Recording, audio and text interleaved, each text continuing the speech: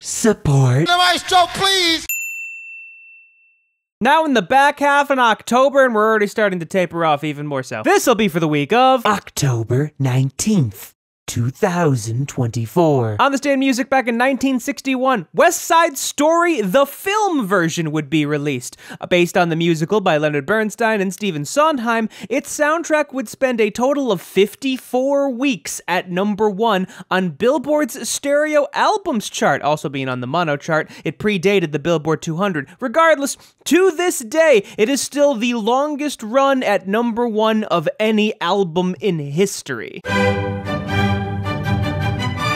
At this point, the next new classical album that we're going to talk about is probably going to be a Christmas album. Don't mean a thing if it ain't got that swing. At this point, the next new jazz album that we're going to talk about is probably going to be a Christmas album. Singing. I love rock and roll. Once upon a time, I tried to get myself together. Album number 10, full name Music of the Spheres Volume 2 Moon Music. So it's actually a follow-up to their previous album. Regardless, in addition to the standard version, there are 3 others. There's the Full Moon Edition, which is essentially just the normal deluxe edition. Then there's a tour edition and a notebook edition. All of these have their own contents. They have voice notes, live sets, and obviously bonus tracks. It's bigger than hip-hop, hip-hop. Ever since SZA kind of hinted that Kendrick Lamar was actually working actively on the next album, honestly, at this point, I think we're all just waiting for it to drop.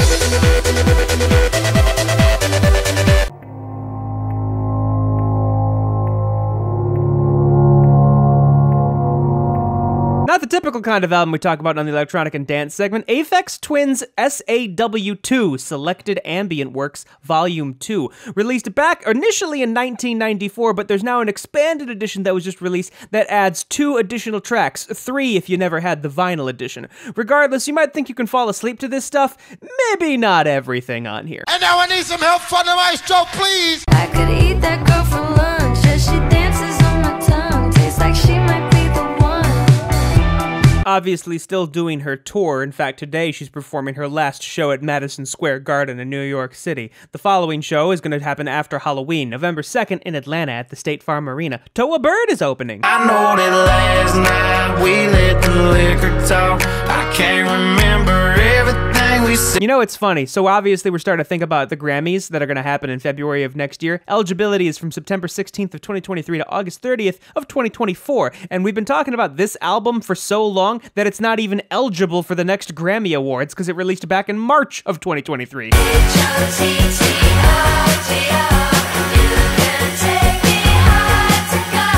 Oddly enough, this album is just barely eligible for the next Grammy Awards because it was released on September 22nd. That being said, I do think she is going to win Best New Artist regardless. Please, please, please, don't prove I'm right.